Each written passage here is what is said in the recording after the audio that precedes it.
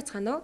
Upgrade podcast-ийн ээлжид нэгэн дугаартай хамт байгаа үзэгч, сонсогч та бүхэндээ энэ өдрийн мэнд хүргэе. Бид бүхэн шинэхэн дугаартаа Шасны нэрэмжит улсын 3 дугаар төв эмнэлгийн эрдэм шинжилгээ сургаалт хамтын ажиллагаа хариуцсан дэд захирал анагаах ухааны доктор Батгэрлийг ураад байна. Бидний урилгыг хүлээн авсан танд маш их баярлалаа. Баярлалаа. Та бүхэнд бас энэ өдрийн мэнд хүргэе. За, тэгэхээр бид бүхэн өнөөдрийн дугаартаа сүүлийн 9 жилийн турш Монгол орон даяар амжилттай хэрэгжсэн цусны даралт эхсэлтийн эсрэг аяны талаар ярилцахаар таны хүрсэн байгаа. Тэгэхээр яг аяныхаа тухай ярихаас өмнө хэдүүлээ одоо байгаа нөхцөл байдлын талаар жоохон ярилцъя гэж бодож байна. Ер нь цусны даралт гэдэг үг маань хүн болгоны чихэнд тасал болохын хэрээр айгүй энгийн зүйл юм шиг сонсогддог болсон байна. Тэгэхээр өнөөгийн нөхцөл байдал ер нь ямар хөө байгаа, яагаад заавал энэ чиглэлд бид нар анхаарлаа хандуулах ёстой юм бэ гэдэг талаар яриа. За, маш сонирхолтой бөгөөд чухал асуулт байна. Ер нь бол энэ одоо цусны даралт эхсэлтийн эсрэг аяныг эхлүүлэхэд бид яг одоо өөрийн чинь сая асуусан асуултаас бүх юма эхэлсэн. Монгол хүн амын дунд байгаа өвчлөлийн тэргүүлэх одоо өвчлөл бол зүрх судасны өвч. Өөрөөр хэлэх юм бол 3 хүн дутмын нэг нь зүрх судасны өвчнөр өвдөж гэн, 3 хүн дутмын нэг нь зүрх судасны өвчнөр нас барж гэн.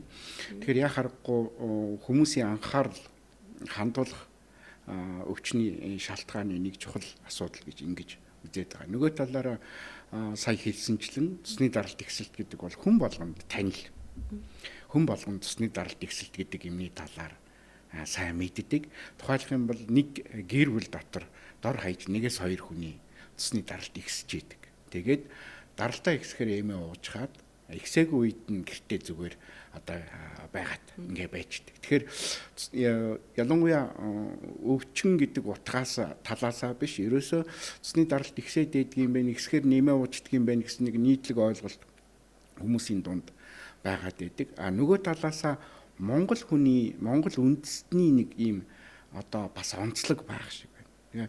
Жишээлх юм бол уг нь бол маш аюултай хамаг одоо зүрх судасны өвчний нас баралтын суур болж байгаа гол шалтгаан хэдий ч бид өөрсдийнхөө тийм одоо нөгөө монгол хүний нэг аажуу зан гэдэг юм уу, жоохон хэнэггүй зан гэдэг юм уу, тэр юмнасаа болоод тийм их чухалд ач холбогдолтой давч үздэг өвчнүүдийн нэг. За тэгээд энэ утгаараа аваад үзэх юм бол монгол хүмүүсийн дунд байгаа өвчлөлийн дийлэнх шалтгаан зүрх судасны өвчний дийлэнх шалтгаан, зүрх судасны өвчний дийлэнх шалтгаан бол цусны даралтаас эхлэлтэй байгаад байгаа. Тэгээд хүн амын дунд одоо бид тахал хэлбэрээр тархсан гэж хэлдэг шүү дээ. Пандемик хэлбэр гэж хэлдэг байхгүй юу? Халдварт өвчин биш мөртлөө хүн амын дийлэнх хувийг хамарсан ийм өвчлөгийг бид одоо анагаахын хэлээр бол пандемик буюу тахал хэлбэрээр тархсан. Тэгэхээр цусны даралт эхсэлт гэдэг өвчин бол монгол хүн амын дунд тахал хэлбэрээр тархсан ийм өвчин. Тийм учраас энийг бид анхаарал хандуулахгүй бол монгол хүмүүсийн одоо дунд байгаа зүрх судасны өвчлийг бууруулах боломж байхгүй, нас баралтыг бууруулах боломж байхгүй. Ийм учраас энд зайлшгүй ач холбогдол өгөх чухал шаардлага байсан гэсэн үг. Тэгэхээр ч тахал гэсэн чинь сая нөгөө сүүлийн ковидын үеийг санаанд орлоо. Бид тахал гэдэг үгийг ихэвчлэн халдварт өвчин дээр одоо хүмүүс мэддэг тий. Жишээлх юм бол сая ковид цар тахал гэдээ бид нар их ярьсан. Тэгэхээр яг тэрнтэй адилхан халдварт бус өвчин мөртлөө хүн амын дунд дийлэнх тархсан байгаа нийтлэг зовлон тохиолж байгаа ийм өвчнүүдийг бас анагаах ухааны хэллэгт халдварт бус өвчин мөртлөө тахал хэлбэрээр тархсан өвчин гэж ингэж үздэг. Монгол хүмүүсийн дунд бол жишээлх юм бол зүрх судасны өвчлөлт дээр аваад үзэх юм бол цусны даралт ихсэлт, зүрхний дутагдал хоёр монгол хүн амын дунд бол тахал хэлбэрээр тархсан. Тэгэхээр та бас нөгөө баг айл болгонд шахуу 1-2 даралт эхсэлттэй хүн байна гэж ялцчгүй л нэрээд даралт эхсэлчлээ юм аа гэдэг. Бас сүүлийн үед даралт эхсэлт гэдэг бид нар нөгөө нэг баг хөгшин хүмүүсийн даралт эхсэлт гэж ойлгодог гэж одоо улам залуучаад байна гэдэг энэ хэрэг ортой юм бэ? Энэ яхахгүй ортой байна. Тэгэхээр хамгийн ихэнд нэг үгээр хэлэх юм бол, нэг өгүүлбэрээр хэлэх юм бол цусны даралт бол нас өндөр настай хүний өвчин бишээ гэдгийг маш тодорхой хэлэх хэрэгтэй. Өөрөөр хэлэх юм бол энэ зөвхөн одоо насжилттай холбоогүй хүмүүсийн амьдралын хэм маягтай холбоотой ийм өвчлөл байгаад байгаа учраас насны хязгааргүй байгаад Хүүхэд хүртэл даралт ихсдэг хүүхэд байгаад байна. Залуучууд дунд даралт ихсдэг хүмүүс байгаад байна. За өндөр настай хүмүүс бол ойлгомжтой. Гэтэл хүүхдүүд, залуу насны хүмүүсийн дунд бид нөгөө л аанал уламжлалт ойлголтоор энэ хүмүүст бол даралт ихсэлт байх ёсгүй гэж бүр ойлгоцсон, итгэсэн яваад байгаа учраас залуу хүн даралт ихсэлээ гэхээр тоодгүй, анзаардаггүй. Нөгөөдөл маань өөрсдөө ч гэсэн мэддэггүй. Одоо жишээлх юм бол илүү их бодиттой тоо баримт хэлэх юм бол 18-аас 34 насны хүмүүсийн залуучуудын дунд гэсэн шүү дээ. Цусны даралтаа одоо хэмжиж үзээгүй, даралт ихсдэгэ мэддэггүй тийм хүн ам гэхэд одоо 20-30% дотор хэлбэлцэж байна. Ёстой угаасаа хизээч даралт ихсэж чинь гэж толгойд орж ирэхгүй болохоор даралтаа үзээч гэж юу боддог байх тий. Гэтэ ингээ Монгол хүн амын дунд яг зүрх судасны өвчлөл нэлээд өндөр байна гэдгийг та түрүүн 2-3 удаа дурдлаа. Энэ зөвхөн одоо монголчуудын дунд юм байд юм уу? Ер нь дэлхийн нийтээрээ хүн амын дунд эсвэл энэ өвчлөл угаасаа өндөр байд юм уу? Ерөөсөө дэлхийн нийтийн хэмжээнд хамгийн сүүлд саяхан одоо шинжлэх ухааны хамгийн их одоо өндөр чанартай сэтгүүлд гарсан их одоо томоохон хэмжээний судалгаанаас харахад бол ерөөсөө ганцхан Монгол гэлтгүй зүрх судасны өвчин бол дэлхийн хүн амын дийлэнх өвчлөл нас баралтын шалтгаан болж байна. Тэгэхээр бас монголчуудын дунд түгээмэл тарахад бидний хөвшмөл одоо амьдралын хэм маяг түлхүү нөлөөлж гэнэ үү? Яг голлох шалтгаан нь юу гэдэг вэ? Яа харахгүй тийм байна. Ялангуяа Монгол хүн амын дунд зүрх судасны өвчлөөс шалтгаалсан нас баралт их өндөр байна. Сүүлийн одоо 10-20 жилийг харахад бол өвчлөлч өндөр, нас баралт өндөр явсан. За сүүлийн харин 10 жил дотор бол нас баралт бол тодорхой поинтоор бууж ирж байна. Энэ юу гэсэн үг вэ гэхээр саяны хэлж байгаа одоо цусны даралтаас эхлээд одоо босод зүрх судасны өвчнөөс урьдчилан сэргийлэх хүмүүсийн дунд мэдлэг бас нэлээдгүй өргөн дэлгэр болж ирж байна. За эрүүл мэндийн салбарт бол эмнэлгийн онцлогоо эмчилгээний чадвар нэмэгдэж байна. Хүмүүсийн амьдралын одоо хэм маяг бас нэг арай нэг тийм эрүүл хэм маяг дадал энэ юм руугаа явж байна. Гэдэгтэй холбоотойгоор урьдчилан сэргийлэхийн үйл ажиллагаа маань хэрэгжээ. За ялангуяа одоо бидний цусны даралт ихсэлтийн эсрэг аян бол энэ тодорхой хэмжээгээр бий бол нөлөөлж байгаа гэдэг баттай итгэж байгаа. Хүмүүсийн дунд энэ цусны даралт ихсэлт гэдэг энэ эмгэгийн аюулыг харангийг цохиж хүмүүст одоо сонорт хүргэж хүмүүсийн хараанд хүргэсэн учраас бол нас баралт бол тодорхой хэмжээгээр буурж байгаа ийм үзүүлэлтүүд харагдаж байна. Тэгэхээр яагаад энэ ийм байна уу гэхээр ер нь бол монгол хүмүүсийн дунд зүрх судасны өвчлөлт хүргэх үндсэн хэд хэдэн хүчин зүйлүүд байна. Нэгдүгээрх нь амьдралын хэм маяг байна. Бид амьтны гаралтай, өөх тостой амьтны гаралтай бүтээгдэхүүн, махан бүтээгдэхүүн түлхүү хэрэгэлдэг ийм онцлогтой ард түмэн. За тэр дундаа бүр их тодорхой хэлэх юм бол амьтны гаралтай өөхтэй ийм. Дараа нь бид одоо цусны даралтыг ихсэгдэг гол хүчин зүйл шалтгаан болдог давсыг бас их маш их хэрэгэлдэг ард түмэн. Цайндаа давс хийж, хоолноосоо гадна цайндаа давс хийдэг. За тэгээд одоо сүүлийн үед энэ хүнсний үйлдвэрлэлүүд хөгжөөд хагас боловсруулсан бүтээгдэхүүн хүмүүсийн нүдэнд харагддаггүй ийм давсны хэрэглээтэй бүтээгдэхүүнүүд их байгаад байна. Бид цайндаа хоолндоо өөрсдийнхөө гараар давс чимхэж хийхээс гадна хагас боловсруулагдаад гараад ирчихсэн бэлэн бүтээгдэхүүн одоо хүнсний газруудаас дэлгүүрүүдээс за магадгүй одоо хоол ресторан бэлэн бүтээгдэхүүн үйлдвэрлэж байгаа газруудад ороход бол тэнд хэдий хэрийний давс орсныг мэдэхгүй. Тэгэхээр өдөрт хэрэглэх давсны хэмжээнээс хамаагүй хэтэрч хэрэглээд байгаа учраас давсны хэрэглээ өндөртэй ард түмэн гэж ингэж үздэг. Тэгэхээр энэ өөх тосны хэрэглээ, давсны хэрэглээ.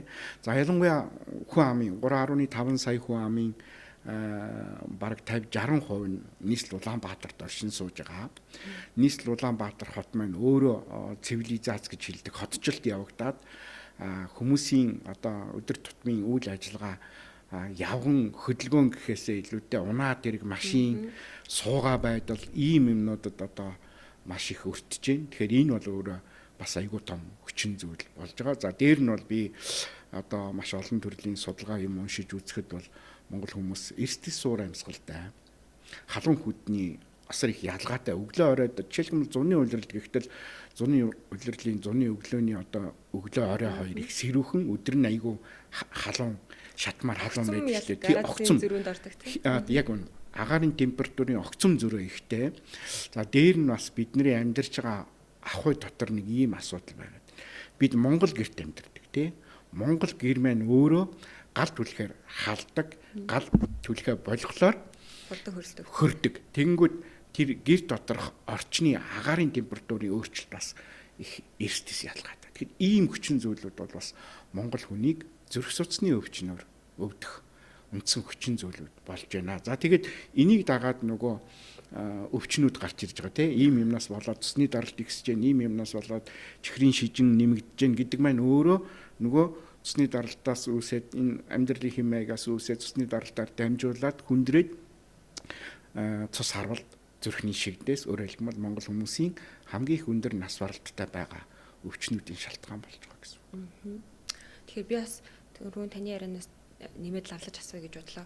Өвчлөл болон нас баралт гэдэг ингээд ялгаж ирж байна. Тэгэхээр одоо цусны даралтан дээр өвчлөл болсон байна гэдгийг одоо жишээлбэл яг яаж мэдэх вэ? Залуу нэг удаа даралт нэгсэнгүүт би даралт тэгсэлттэй болчлоо гэж үгнэх юм уу? Эсвэл тодорхой хугацаанд ингээ олон дахин даралт нэгсээд ахаар жоохон байнгын хянах хэрэгтэй юм байна гэж ойлгох хэрэгтэй юм уу? Тэгээ ер нь бол цусны даралт маш их зөв асуулт. Цусны даралт гэдэг бол хүний одоо эрүүл хүний хэвийн цусны даралтын хэмжээ бол дээд даралт, доод даралт гэж бид нар ярьдаг. Дээд даралт нь 120, доод даралт нь 80 байдаг тийм. За тэгээд уг нь бол одоо цусны даралт гэдэг оншийг тавихын тулд зовир байх хэрэгтэй. Шилэн үзүүгээр хөшдөг, толгоо өвддөг, дотор муухайрдаг ч юм уу те. Тэгээд дээр нь цусны даралтаа хэмжээд үзэхлээр саяны хэлсэн хэвийн хэмжээнээс нэмэгдсэн байна. 100 өөрөөр хэлбэл 120-аас дээш 120-аас дээш 120-80-аас дээш те. Одоо жишээлх юм бол 90-130 ч юм уу 135 92 3 таа ч юм уу иймэрхүү байх асуудал өөрөөр хэлбэл хэмжээнээс тоон үзүүлэлтүүд нь өндөр болсон байх. Тэгтээ зөвхөн саяны хэлсэн их зөв асуулт юу гэж байгаа гэхээр нэг удаа хэмжээл нэмэгдсэн байх юм бол энийг даралт гэж үзэх үү гэхээр тийм биш.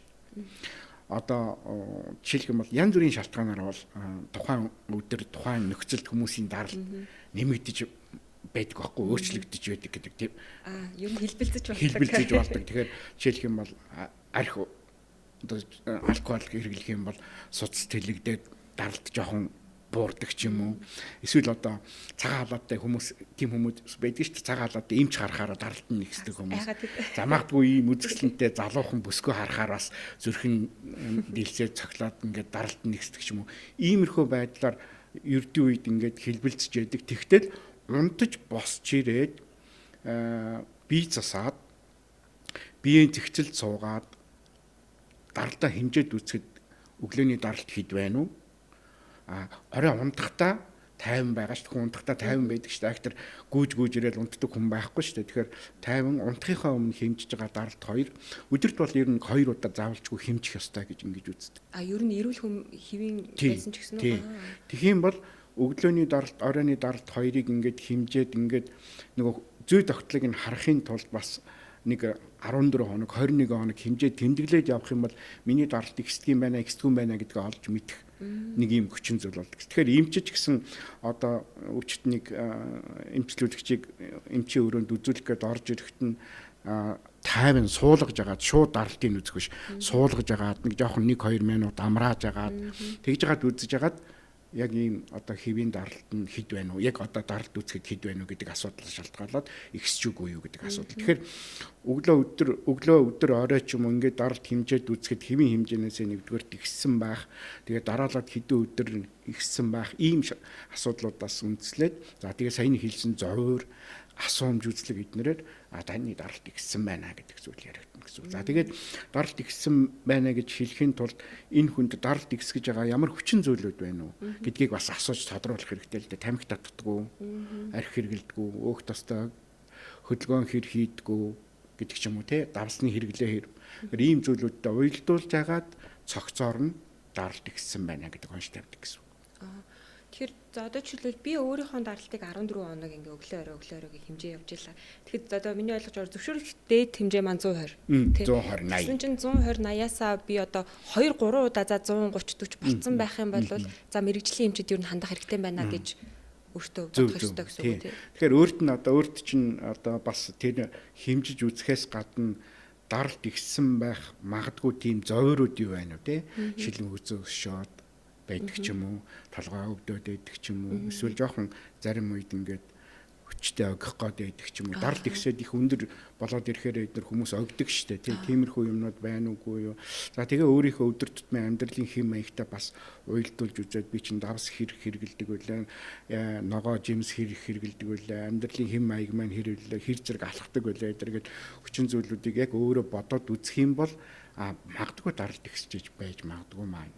Тэгэхээр яг түрүүн хэлсэн бид хоёр ярилцсан залуу хүмүүс донд зарлт ихсээд байна гэхээр өөртөө би залуу хүн учраас миний даралт бол ихсэх ёсгүй гэж нэгдүгээрт бодчоод байна. Хоёрдугаар тим юм гарахаар өөр шалтгаанаас юмыг нь хайчаад байна. Даралт ихсэх юм биш байж магадгүй. Тэгэхээр ялангуяа тамхи удаан татсан, тамхи байнга татдаг, өдөрт олон ширхгээр татдаг хүмүүс эднэр бол даралт ихсэх эрсдэл бол их өндөр байна л гэсэн.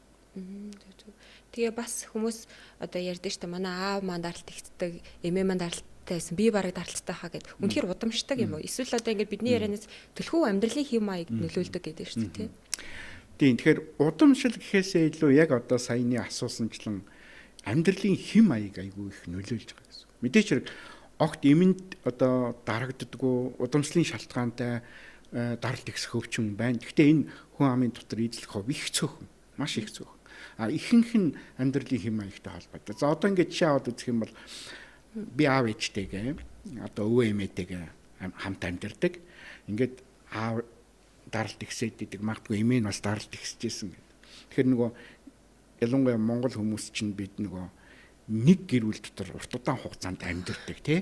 Одоо юу гэдгийг бид нарыг 18 хөрөнгөт за чи тустаа гаргаад хизээж гаргадаг аав ээжтэйгээ мэдээч хэрэг 18 хүртэл амьдрал гарч байгаа хүмүүс байж л байгаа. Ер нь бол ихэнх л нэг тогооноос хоол идэж цай ууж байгаа учраас нэг амьдралын идэж ууж байгаа амьдралын хэм маяг одоо идэж ууж байгаа юм нэг болчдөг нэг юм онцлог байна. Тэгэхээр тэрийг бид нар зарим нь бол удамшил гэж ойлгоод байдаг. Яг үнэндээ бол бид нар жоохон давстай манай гэр бүл бол жоохон давстай цай хоол хэргэлдэг шүү гэдэг ч юм уу. Эсвэл манай гэр бүл дотор хагас боловсруулсан хям бүтээгдэхүүн бяцлаг их иддэг хүн байдаг шүү гэдэг ч юм уу. Тиймэрхүү нөгөө хүнсний бүтээгдэхүүн идэж ууж байгаа хоол унд ийм юмнууд нэг дурд сонирхолтой, дуршилтай, нэг өөрийн аргагүй итгэхээс өөр аргагүй болсон ийм нөхцөл байдал эднэр бол энд бол тодорхой хэмжээгээр их нөлөөлж удамшил гэхээсээ амьдралын хэм маяг яалтчгүй л одоо нэг гэр дотор байгаа хүмүүс чи яг нэг ижил амьдралын хэм маягаар байгаа учраас нэрээ нөлөөлөх юм байна. Тэгээд та бүхэн бас 9 жилийн өмнө яг анх удаа энэ аянаа эхлүүлээд анхны аймаг дээрээ очоод яг таны төсөөлж яснаас яг бодит нөхцөл байдал нь юу н хэр зөрүүтэй байсан бэ?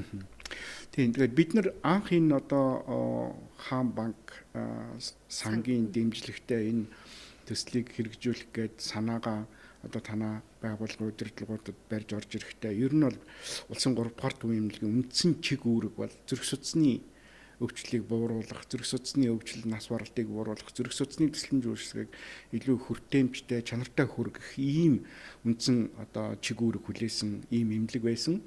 Тэгэхээр үндсэн чиг үүрэг хүлээж байгаа чиг үүргийнхэн хүрээнд бид за хаанаас өвчлөлийг бууруулах уу, хаанаас өвчлөлийн нас баралтын шалтгааныг хайх уу гэд ингээд хаагаад үзэхлээр ерөөсөө л хүн амын дунд байгаа цусны даралт ихсэлт гэдэг энэ эмгэгийг барьж авахаас өөр аргагүй. Тэгээд бид нар олон улсын жишгүүдийг судалсан. Жишээлх юм бол Япон улс бол одоо 1950-60-аад он, за 70-аад оны ихэнх үе хүртэл бол яг манайх шиг цусны даралт ихсэлт маш их өндөртэй, нас баралт өндөртэй ийм хүн амтай улс орн байсан. Гэтэл одоо ингээд нөхцөл байдлыг харахаар цусны даралт ихсэх хөвчин бараг байхгүй шахуу. Бүр бараг байхгүй гэж хэлж болохоор өөр хэлбэл хяналтанд оруулсан. Тэ ийм байгаад байгаа. Тэгэхээр тэр юутай холбоотой байна уу гэхээр энэ одоо тархины харуул зүрхний шигдээсээр өвдөж байгаа үндсэн энэ нас баралтын шалтгааныг хөөгөөд явахлаар ерөөсөө л цусны даралт ихсэлт дээр л очиж байгаа байхгүй юу? Судасны эмгэг дээр л очиж байгаа гэсэн үг. Тэгээ бид нэр за цусны даралтыг өөдөө хүмүүсийн анхаарлын төвд оруулах. Одоо түрүүн хамгийн ихэнд яриага Монгол хүмүүс тийм хэнэггүй юмыг амархан мартдаг тоодгүй гэдэг юм уу үл ойшоодогч гэдэг ч юм уу нэг тиймэрхүү жоохон одоо хатуугаар хэлэх юм бол тийм зантай хүмүүс имийг 3 хоног уугаал 4 өдрөөс нь ухаа болдог ч байдаг. Шинж тэмдэг намдаа дэлхий алдаад. Тэгээд ухаа болж. Тэгэхээр энэ байдал чинь өөрөө имийн одоо энэ дэглэм мөрдөж байгаа им уух дэглэм мөрдөж байгаа юм чинь ерөөсөө хэрэгжихгүй байна. За тэгээд яг л одоо даралт ихсгээр уудаг. Даралт ихсгээр уух юм нь байхгүй бол амжилтгүй харваж эсвэл зүрхний шигдээс болдог ч юм уу харваж нас бардаг ч юм уу. Энээс болоод эсвэл эмнэлэгт хүрч чадахгүйгээр тусламж үйлчилгээ авч чадахгүйгээр ийм байдал түрээд байна. Хажууд нь байгаа эргэн тойронд нь байгаа гэр бүлийнх нь хүмүүс цусны даралт гэдгийг нь бас одоо тэр өвчтэй хүнд анхааруулж хилдэггүй юм байна. Анхаарал тавьдаггүй юм байна, тоодгүй юм байна, адилхан байна гэдэг. Ингээд ийм асуудлуудыг анх барьж авъя гэд ингээд төсөл боловсруулаад хаан банк санг яагаад бид одоо хамгийн их итгэл хүлээж найдвар тавьж энэ төслийн санааг барьж ирж ирсэн бэ гэхээр хаан банк сангийн Монголын бүх өнцөг болон бүрт байгаа энэ одоо үйлчлэгээний хүртээмжийн асуудал айгүй чухал байсан.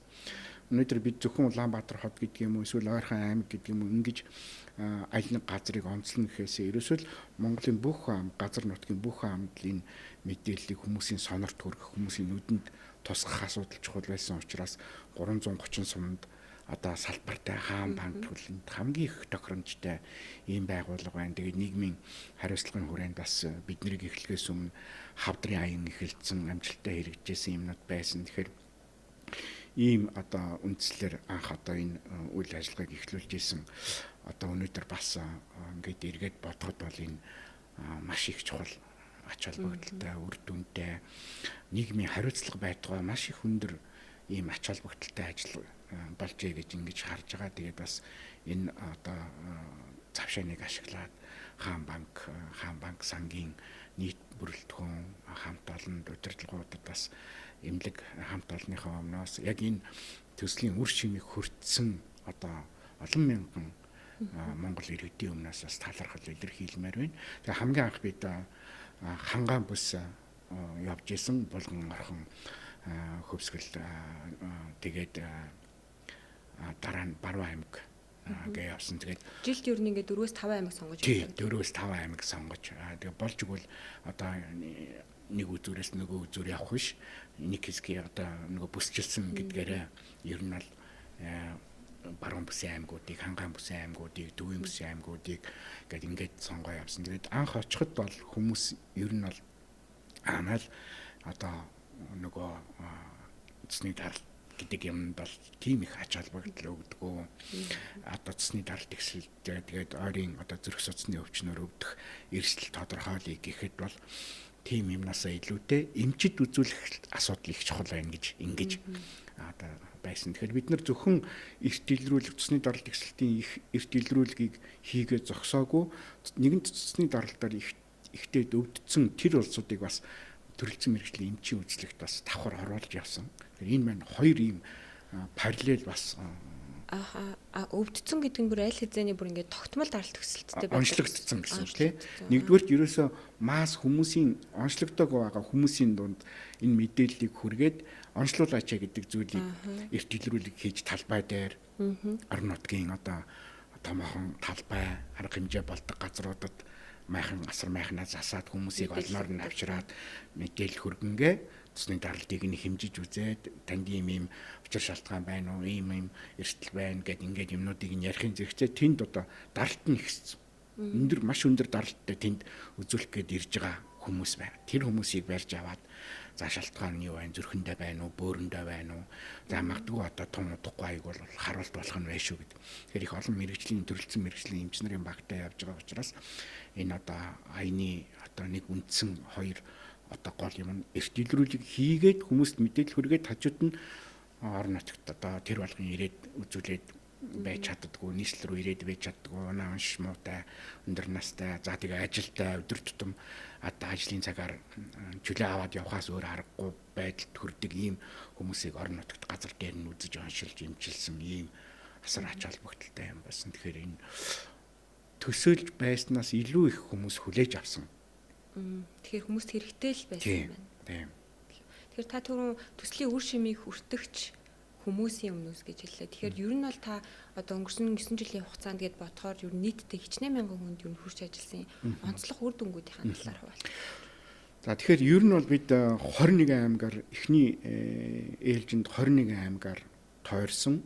За нэг аймагт бол 3 хоног бүтэн эртэлрүүлэг хүмүүст мэдээлэл түгээх, за тэгээд төрөлцсөн мэргэжлийн эмчийн үзлэг хийгээд дээр нь орон нутгийн эмч нарыг бас хамгийн сүүл үеийн одоо эмнэлэг зүйн удирдамж заавраар сургаж чадахжуулж эмчилгээгээ ингэж хийгээрэй, онцлогоогоо ингэж хийгээрэй гэд. За энэ үйл ажиллагааг хийсэн. За дээр нь бас бид одоо бас маш их үр дүнтэй ажил бол хаан банк сангийн ажилчдыг, хаан банкны ажилчдыг бас эрүүл мэндийн зөвлөгөө өгөх ийм ур чадварт сургаж бас 1000 гаруй хаан банкны 1000 гаруй ажилтныг бас эрүүл мэндийн зөвлөгөө өгөх энэ ур чадвараар сургаж бас одоо үйлчлүүлэх гээд орж ирсэн хүнд зөвлөгөө өгдөг ийм ур чадварт сургасан байгаа. Ер нь бол бид нөгөө анх энийг сонгохдоо хаан банкны орон нутгийн одоо сумдад байгаа салбаруудад даралтны аппарат тавиад орж ирэхэд нь тейлэр өөрийнхөө ажлын хажуугаараас зөвлөгөө өгчдөг, эмчд очоорой хөөе, эмчд очихгүй болохгүй болсон байх шүү гэдэг ч юм уу, нэг тиймэрхүү нэг хоёр үгийн зөвлөгөө өгчдөг. Ингээд ажил дандаа тийм чиглүүлэг өгчдөг, тийм зорилгоор эхэлжсэн. Гэхдээ яг үүндээ бол бас өөрсдийнхөө үндсэн ажлын хажуугаар даралтны аппарат хямд суух бол бас төвхтэй ийм асуудлууд байна гэдгийг явц дандаа мэдэрсэн. Тэгээд бид нар нийтдээ 21 аймагаар ингэж тойроод одоо 2 дахь үе шат нь бол өмнө тойрсон 21 аймагаас хамгийн их өндөр цусны даралтын одоо ихсэх өвчин ихтэй. Тэгээд зүрх судасны өвчл ихтэй, нас баралт ихтэй. За тэгээ илрүүлгийн одоо улсын хэмжээний статистик тоо багтаа ийм аймагуудыг сонгоод 2 дахь үе шатаа зорилттой байдлаар тойроод одоо нэг жилд 2 аймаг, нэг томоохон одоо төвтэй ийм сум олон нийтийг хамарсан газар. За дээр нь бол ялангуяа Улаанбаатар хотод байрлаж байгаа олон ажилтнтай үйлдвэрийн газрууд. Ягаад гэхээр тэр газруудад бол эрүүл ахуйн хөдөлмөрийн эрүүл ахуйн орчин, цусны даралт ихсэх эрсдэл өндөр тийм орчинтай халуун орчинд хуурай орчин, тоос шороотой орчинд ажилладаг ийм хүмүүсийг сонгож авч үйл ажиллагаа хэрэгжүүлэе гэж бодож байгаа. За ингээд бид өнгөрсөн хугацаанд бол нийт одоо 21 аймгаар тойрохдоо бол 60,000 хүн амд хүрч үйлчилсэн. Бүр яг одоо очсон эмч нарт үзүүлсэн хүмүүсийн. Тийм. Одоо өөрөөр хэлбэл цусны даралт ихсэлтийн эрт илрүүлэгт хамрагдсан хүмүүс гэсэн үг. За тэгээд 60,000 хүн гэдгийг би 2-оор 3-аар үржүүлж хэлж байгаа. Яагаад тэгэхээр тэр өдөр тэр илрүүлэгт ирээд тодорхой хэмжээний эрүүл мэндийн мэдээлэл аваад гэртээ харихтаа за өө ийм байж шүү. Ийм ингэхгүй болохгүй юм байна шүү. Цусны даралтаа хэмжихгүй болохгүй юм байна шүү. Давс баг хэрэглэхгүй болохгүй юм байна шүү. Чи өөх тусаа баг хэрэглэхгүй болохгүй юм байна шүү гэд өөрийнх нь гэр бүл байгаа нэгээс 2 хүнд хэлж байгаа гэсэн үг. Тэгэхээр бидний мэдээлэл бол яг ирээд үзлэгт эрт илрүүлэг үзлэгт хамрагдаад ингээ явсан хүн 60 гаруй мянга хэдийч энэ одоо төслийн хүрээнд энэ үйл ажиллагааны аяны хүрээнд цусны даралт ихсэлт гэдэг ойлголт мэдээллийг тодорхой хэмжээгээр авсан хүмүүсийг 120 180 орчим мянган хүн байгаа гэж бодож байгаа. Явцад нь бид нар юу гэж бас нэг ийм арга хэмжээ хэрэгжүүлсэн бэ гэхээр сургуулийн хүүхдүүд дээр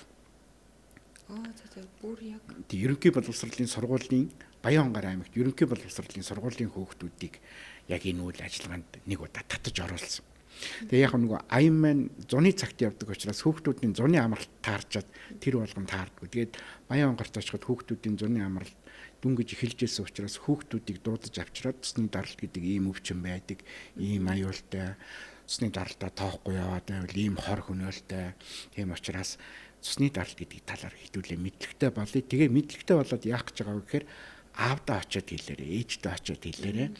Ээж ааваа давсаа баг хэрэгэл, тамхиа багтаад өөх тастай хоолоо баг гэдгээд хүүхдүүдийнхээ үгэнд их ордог томчууд. Тийм шүү. Тэгэхээр хүүхдүүдээр нөлөөлүүлэх ажиллагаа бас дунд нэг удаа хийж үтсэн юм байна.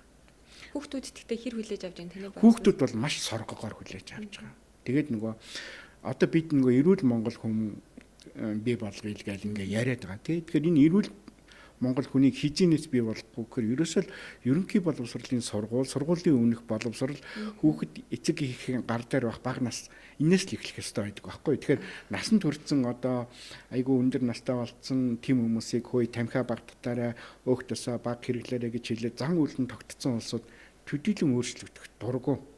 Гэтэл яг одоо эрүүл зан үйлийг эхнээс нь ингээд амьдрал эхэлж байгаа ийм бага насны хүүхдүүдээс явуулахлаар тэд нар бол жинкнээсээ эрүүл монгол хүн болох байхгүй юу? Та сая бас аянд оролцсон 60,000 гаруй хүн гэж хэлээ. Энэ дундаас бас яг танд сэтгэлдтэй ингээд нэг тод үлдсэн онцгой кейс тохиолдлууд байдаг. Одоо жишээлбэл огт цусны даралт ихсэлттэй гэдгээ мэдгүй байж байгаа зөвхөн тэр өдөрлөг дээр мэдсэн ч юм уу тийм тохиолдол юм байх уу? Тийм, ер нь бид нар ингээд нөгөө нийтийн талбай дээр тэгээд ингээд асар майхан засаад тэгээд үйл ажиллагаа хэрэгжүүлдэг шүү дээ. Тэгэхээр яг тэр өдөр 2-3 өдөр бол нийлээл ингээл ер нь бол 4-5-6 дээдлэн 6,000 орчим хүн тухайн аймгийн төв. Тэгээд бид нар ч бас их зорилттой байдлаар зохион байгуулалтаа хүний оролцоо хүртээмжийг хангах үүднээс ойрхон сумдуудынх нь иргэдийг бас нөгөө орон нутгийн машинаар зөөж, автобусаар зөөж авчирдаг. Яг аймгийнхаа төв дээр үйл ажиллагаа болж явах үед нь үйл ажиллагаанаас нь татаж авчирдаг. Аймгийн төвийн зах дээр одоо зах худалдааны газруудаар нь бариад явуулын одоо бас үйлчлэгээ хийдэг гэдэг. Энэ донд их олон тийм одоо сонирхолтой гэдэг юм уу одоо саяны хэлсэн онцгой өнөөдөр хүртэл мартагдчихгүй хид хідэн тохиолдол байдаг. Яг хэлсэнчлэн за жоох өндөр настай эднэр улсууд бол даралт нь өндөр болсон. Тэгсэн мөртлөө одоо ингээд яваад. Тэгэхээр тэр хүмүүст бол бид нар эмнэлгийн тусламж үйлчлэгээ үзүүлэх бэлэн байдалтай явж байгаа учраас газар дээр нь даралтын үцэд яана өндөр болсон байна. Даралтч нь хэд байдгийг гэсэн тийм баха толгой шилэн хүзээд өвдөөдөөсийн энэ халуун байна ингээд очрлоод идэр гэл ингээд яриад тэгээд тэр хүмүүст бол бид нар газар дээр нь им өгөөд суулгаж агаад им өгөөд байж агаад эмнийх нь үйлчлэл гарч эхэлснээс нь хойш хэмжилтийг хийгээд ууж байгаа эмэн дээр нь ахиж хяналт хийгээд за энэ эм чинь тохирохгүй байгаа юм ба шүү. Эмээ ууж байгаа мөртлөө нэмэгдээд идэх хүмүүс идэр байдаг. Тийм эмэн дээр нь бас зөвлөгөө өгөөд ингээд явж. За яг ингээд бүр шигдээс болох гээд зүрхний одоо цочмог шигдээс болох гээд орж ирсэн хүмүүс байгаа. Тэгээ тэр хүмүүсийг бид нар ялангуяа бүсийн онцлогын эмчилгээний төвүүд дээр бол бас нөгөө ангиограф гэж судсан tutурах эмчилгээний аппарат суурилагдсан аймагуд байдаг учраас жишээлх юм бол Орхон аймагт байж гэн, Өвөр хангай аймагт байж гэн, Ховдод байж гэн. Тийм тохиолдлууд дээр газар дээр нь манай эмчнэр судсан tutуур нь арга хэмжээ аваад судсын дэлээд арга хэмжээ харвах гэжсэн өвчтөн байна. За тэгээд дээр нь бас нөгөө яг одоо огт саяны хэлсэн залуухан. Тэгээд цэргийн одоо тэр орон нутгийн цэргийн байгууллагт ажилладаг тийм хүмүүс даралт ихсдэгэ мэддэггүй бүр айгүй өндөр болцсон мэдчихсэн улаан болцсон орж ирээ тэнд даралт нь ихссэн байна. Хизээ урд нь үзүүлж ирсэн үзүүлээг анх удаага үзүүлээд ер нь ингээд идэг болцсон юм а. Гэхдээ ер нь үзүүлж байгаагүй. Ингээд зовөр өгөөд байгаа мөртлөө имлэгт очтгүй хүмүүс бас байгаад байна. Ажлаасаа болоод, санхүүгээсээ болоод, явдал суудлаас нь болоод. Тэгэхээр бидний бас нэг аяны нэг үндсэн зорилго бол яг тэр тухайн орон нутгийн аймгийн төв газар байгаа хүмүүс нийслэлээс ингээд эмнэлгийн мэргэжлийн баг ирлээ гэхээр үзүүлэх гээд ирэх нь бол ойлгомжтой. Тэр бол ойлгомжтой. Дээр нь ерөөсөө нөгөө ингээд орон нутаг явдггүй залуухан тэгсэн мөртлөө даралт ихсдэг зүрх судасны өвчтэй гэдгээ мэдээгүй явж байгаа хүмүүсийг аль болохоор олныг барьж авах тийм зорилго байдаг. Тэгэхээр тэр зорилгынхаа хүрээнд бас тийм хид хідэн тохиолдлыг барьж авч газар дээр нэмжлэгээ үзүүлсэн тохиолдол байгаа. Нааш нь төрөлдсөн мэргэжлийн эмнэлэг рүү Улаанбаатар руу явуулж асуудлыг шийдсэн ийм тохиолдлууд байдаг. Тэгэхээр нөгөө цусны даралт ихсэлтийн эсрэг одоо бүр нас баралт болохоос өмнө сэргийлэх боломжтой гэдэг нь уг нь нэг бодлоо айгуу давуу тал. Гэтэ нөгөө бодлыг хүмүүс нэг тоохгүй байгаа зүйл тал байна. Энэ бол нөгөө зүрх судасны өвчлөлийг үүсгэж байгаа ийм одоо шалтгаан дотроос зайлсхийж болох шалтгаан цусны даралт ихсэлт байгаа байхгүй юу? Хүн өөрийнхөө амьдралын хэм маягийг давс багтаа хоол, өөх тустай баг хоол тэгээд тамхины хэрэглээ, архины хэрэглээ ийм юмнуудаа өөрөө хэлэх юм бол өөрчилж чадах юм бол өөрөө шийдээд өөрчилж чадах юм бол цусны даралтаар өвдөхгүй байх магадлал 100% байгаа. Тэгэхээр нэг талдаа яг саяны хэлсэнчлэн ийм зайлсхийж болох өвчлөлт байсаар байтал хүмүүс яагаад энэ өвдөд яах гэдэг асуудал байна. Тэгэхээр энэ хоёрын зөрүү юу вэ гэхээр мэдлэгийн зөрүү, ойлголтын зөрүү, хэнэггүй байдал гэдэг юм уу зан үйлийн асуудал байгаад байгаа. Тэгэхээр бидний хамгийн анхны зорьсон одоо ялангуяа нэгдэх тойролтын 21 аймгаар тойрсон анхны тойролтын үндсэн зорилго бол цусны даралт ихсэлт гэдгийн аюулыг хор хөнөөлийг ерөөсөө хүмүүсийн чихэнд хүргэх, нүдэнд хүргэх энэ асуудал их чухал байна. Хүмүүсийн анхаарлын төвд мэдээч хэрэг одоо энгийн иргэд байгаа орон нутгийн одоо шийдвэр гаргадаг удирдлагын одоо сонорт хүргэх асуудал. Тэгэхээр бид нар очисон аймаг болгоныхоо орон нутгийн удирдлагуудтай уулзаж танай аймгийн цусны даралтын илрүүлгийн одоо хувь ийм байна. Гэтэ танах өвчлөлт нь ийм өндөр байгаад байна. Нас баралт нь ийм байгаад байна. Тийм учраас энэ хүмүүсийг эрүүлжүүлэх тал дээр та нарын одоо барьж байгаа энэ засаг барьж байгаа хугацааны чинь эрүүл мэндийн бодлогот аягүй чухал ийм үйл ажиллагаа учраас энийг бас бид нартай дэмжиж хамтарч ажиллаач, шийдвэртэй оруулж өгөөч гэдэг юмнуудыг яриад очиж уулзаад газар дээр хэрэгжүүлж байгаа үйл ажиллагаагаа орон нутгийн удирдлагын дэмжлэг аваад мэдээж хэрэг хаан банк сан бүх үйл ажиллагаа санхүүжилт бүх юмыг хийж байгаа ч гэсэн нөгөө хүмүүсээ дайчлах, хүмүүсээ цуглуулах, хүмүүст хил хүргэхээс ихсүүлээд орон нутгийн удирдлагын оролцоо чиг үүрэг аягүй их байд. Энэ дээр татаж оруулаад дараа нь бид нар явсан аймагт эргэж ирчээ тайлангаа аймагуудад хөргүүлээд удирдлагуудад хөргүүлээд за ийм байлаа шүү. Энийний дагуу танах хүн амаа эрүүлжүүлэх юм дээр арга хэмжээ аваарай гэхээр орон нутгийн удирдлагууд ч гэсэн айгүй дуртай ач холбогдолтой хүлээж авдаг. Тэгэхээр энэ нөгөө ганцхан эрүүл мэндийн салбар гэдэг юм эмнэлгийн байгууллага гэхээсээ илүү банк санхүүгийн байлга, эрүүл мэндийн салбар, орон нутгийн удирдлага гэдэг айгүй болон салбар хооронд одоо уялдсан ийм үйл ажиллагаа учраас яагарахгүй одоо тогтвортой хөгжлийн зорилтын бас нэг гол зорилт бол энэ салбар хоорондын уялдаа, салбар хоорондын хамтын ажиллагаанд айгүй их ач холбогдол өгдөг учраас энэ бол бас их маш их ач холбогдолтой, маш их үр дүнтэй зөв хэрэгжиж байгаа ийм үйл ажиллагаа гэж би бол хувьдаа одоо оролцогчийн хувьар хардаг байна. Тийм байна. Тэгэхээр зөвхөн нэг одоо цусны даралт гэж юм байдаг шүү гэд хүмүүст нэг мэдээлэл өгөхөд үзлэг хийх гээд очиж байгаа биш бүр бүх төвшөндөө салбарт нь уялдаа холбоо хангах мэдээлэлээр хангаж ийн гэдэг чинь айгүй тийм нүсэр бөгөөд цогц ажиллал болж байгаа юм.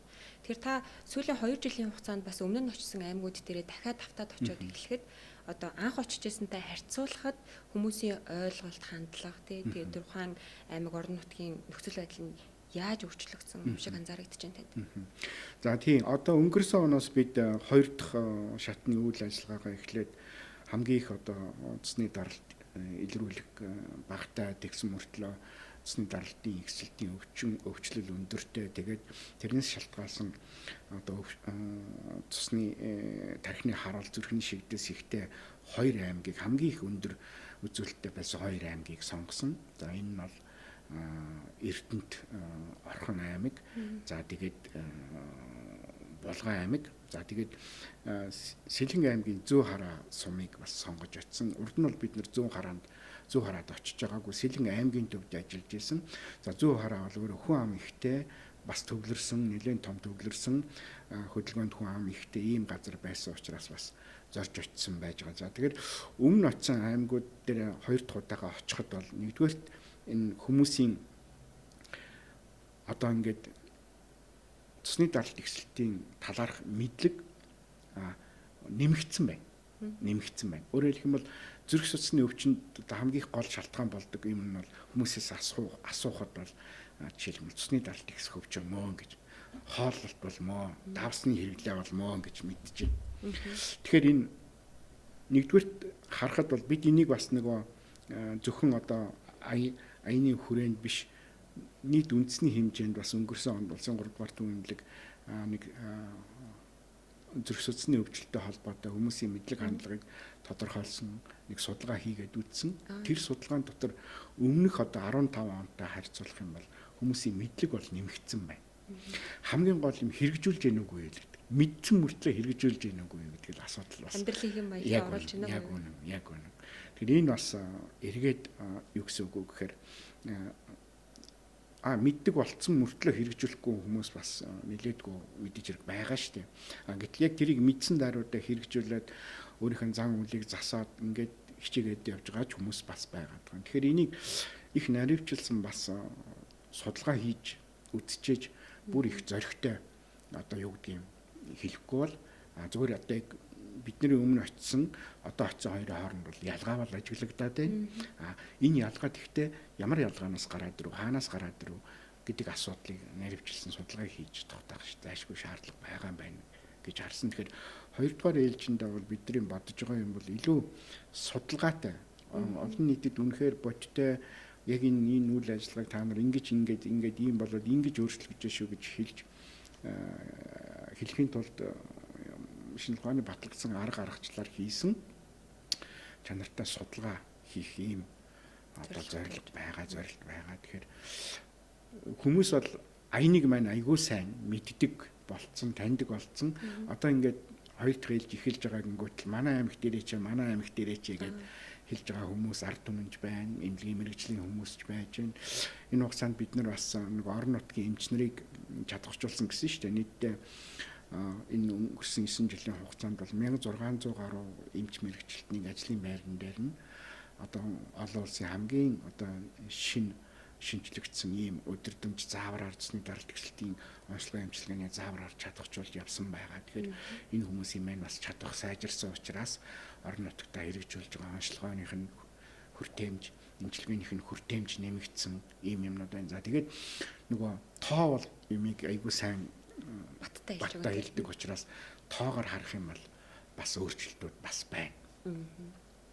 Тэгэхээр бас таны ярианы ихэнд дурдгдсан нөгөө Японы жишээ нэлээд сонирхолтой байна л да. Одоо хүн амын дундах зүрх судасны өвчлөл өндрөөс мөртлөө одоо бол барыг хяналтандаа оруулсан байхгүй шахуу гэж хэлж байна те. Тэгэхээр бидэнд ийм болох боломж байгаа юу? Байгаа. Одоо зүгээр сая би бас хэллээ одоо яг энэ өнгөрсөн 9-10 жилийг харахаар Монгол хүмүүсийн ялангуяа тархины харвалтаар өвдөж байгаа өвчлөлийн бүтэц өөрчлөгдөж ирж байна гэсэн. Бүтэц гэдэг нь юу гэсэн үг вэ гэхээр өмнө нь бид нар тархины судас хагардаг өвчнөр өвдөж байгаа. Тархин дотор байгаа судас ингээд даралт ихтэйгээс хагараад, даралт ихсний улмаас хагараад тэгээд тэр хэсгийнхээ тархины эдисийг дарангуулдаг ийм хэлбэрийн одоо цэсний даралт харуултын өвчнөр өвдөж исэн гэсэн үг. Одоо сүүлийн 10 жилд харахад судас хагардаггүй, судас битүүрдэг тархины харуултын хэлбэрээр Монгол хүмүүс өвдөх нь арай жоохон нэмэгдэж ирж байна гэсэн. Ямар сонирхолтой. Тэгэхээр яг юунаас болоод юм бэ? Тэгэхээр энэ юу гэсэн үг вэ гэхээр одоо би зүгээр яг зөрөгтэй хэлж чадахгүй байгаа ч гэсэн энэ сүүлийн 10 жилд хүмүүс цэсний даралт гэдэг юмны талаар тодорхой хэмжээний мэдлэгтэй болоод даралт эхсэлтийн онцлогоо, эмчилгээний чанар, чадвар сайжраад хүмүүс өөрөөр хэлбэл цэсний даралт нь шууд одоо тархины харуултын шалтгаан болох юм цөөрөд ирж байна гэсэн. Өөрөөр хэлбэл бид нэр даралтыг тодорхой хяналтанд оруулж ирж чадж байна гэсэн. Нөгөө Японы хэлээд байгаа бид нэр гартаа оруулах юм төгөж байна гэсэн. Энэ бол бас их том ололттой. Тэгэхээр одоо би энэ одоо сүүлийн 10 жилийн тархины харуултын өвчлөлийн бүтцэд гарч байгаа өөрчлөлтийг би бол одоо дотроо бол юу гэж бодож байгаа вэ гэхээр манай цэсний даралт эхсэлтийн эсрэг аян энэний тодорхой хэмжээгээр энэний үр дүнг бий болгосон гэж бодож байгаа. Тэгэхээр яг мэдээж хэрэг олон хүний өмнө аль бие ёсны байдлаар баттай хэлхийн тулд бид нэр тоон үзүүлэлт хэрэгтэй байгаа учраас одоо хоёр дахь энэ үе шат бол судалгаа их чухал байна гэж хэлээд байгаа нэгдүгээр хэнд юм. Тэгэхээр бид яг хүмүүс маань иргэд маань цэсний даралт гэдгийг мэдээд ойлгоод энэ ерөөсөө арга хэмжээ авахгүй бол орхиж болохгүй өвчин юм байна. Эмээ 1-2 хоног уугаад болохгүй өвчин юм байна гэд хүн болгон ойлгоод авчих юм бол бид нөгөө японочдын нөгөө цэсний даралтаа хяналтанд оруулж чадсан гэдэг юм хэлэхэд маш их ойрхон болж байгаа гэсэн. Тэгэхээр бас магадгүй түрүүнээс хойш бид хоёрын яриаг сонсож байгаа хүн за би тэгээд одоо даралт ихсээд энэ тэгээд яах юм бэ гэдэг асуулт толгойд нь орж иж магадгүй. Яг хөө бидний угаасаа түгээмэл амьдралын хэм маягт давс их хэрэгэлдэг, тасгал хөдөлгөөн багтай, бүгдээрээ суугаа ажилтай энэ зүйлс бол давмгаалаад байна. Гэтэ та одоо мэрэгжлийн эмч хүний зүгээс за энэ нэг дадал хөвчлийг л амьдралдаа хэрэгжүүлчих юм бол чи цэсний даралт ихсэлтээс сэргийлж чадна гэж хэлвэл нэг зөвлөгөө хэлвэл та юу гэж хэлэх вэ? Хамгийн ихний хэлэх зөвлөгөө бол тамхи хаях. Ялангуяа одоо сүүлийн үеийн судалгаа юмнуудыг харж байхад бол Монгол хүн амын тал хувь нь 2 хүний нэг нь тамхи татж байна гэсэн. Насанд хүрсэн хүмүүс. За сүүлийн үед бүр их давмгай байгаа юм. Залуучууд, охид бүсгүйчүүд маш их татж байна. Тэгэхээр энэ өөрөө тамхи гэдэг өөрөө судсыг шууд хатууруулдаг. Хатууруулна гэдэг нь таныг энэгээр тайлбарлавал Одоо одоо ингээд ингээд чөлөөтэй гүөх боломжийг нь тий одоо ингээд бид нар нэг ийм юу бэ штэ одоо 3 сар төсөөлье л да. Одоо машинд янз бүрийн ийм бензин дамжуулдаг ч юм уу янз бүрийн тас дамжуулдаг гуурснууд байдаг штэ.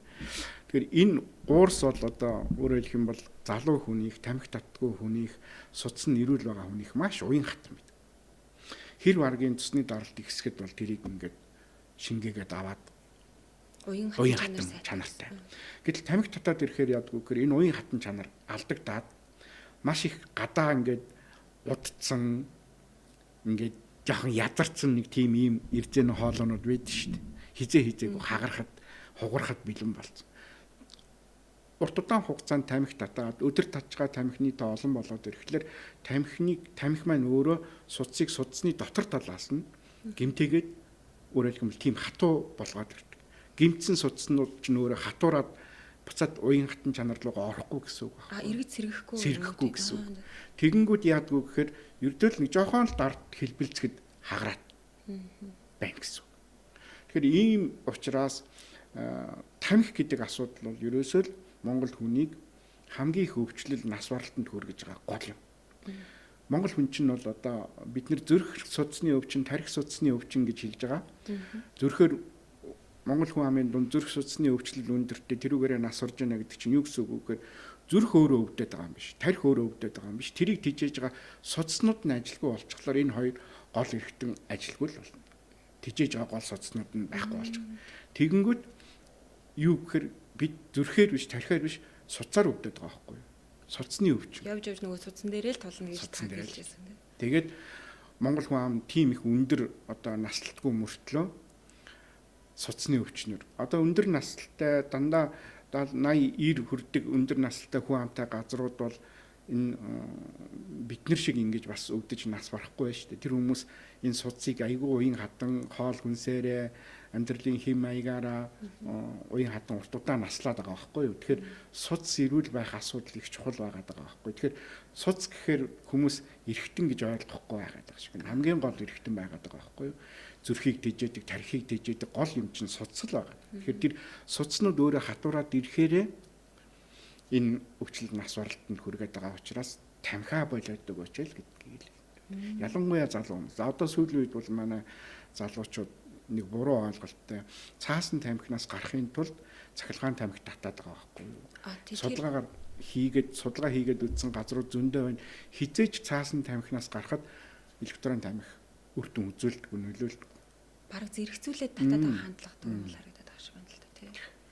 Тэгэхээр одоо нөгөө бөөр өвдлөө, зүрх өвдлөө гэхээр эцсийн дүндээ тэд нар нь судснаас л болж байгаа гэж хизээж ерөөсөө угаасаа бодож байгаагүй юм байна. Тэр эргэтэн л өвдөд байгаа гэж судснаасаа эхэлж хөгшөрдөг байгаад байгаа. За тэгэхээр богино хугацаанд яг энэ том сэдвийн талаар маш оновчтой, цэгцтэй, бас өгөөжтэй мэдлэг өгсөн танд маш их баярлалаа. Бас ийм үр дүнтэй аян хэрэгжүүлж байгаа нийт оролцогч талууд одоо тийм нийт бүрэлдэхүүнд нь бүгдээрэнд нь дахин талархал илэрхийлээ. Тэгэхээр саяны хүртэлх ярианд бас би асуугаагүй таны дахиад нэмж хэлхийг хүсэж байгаа зүйл байвал та одоо чөлөөтэй хариулж болно.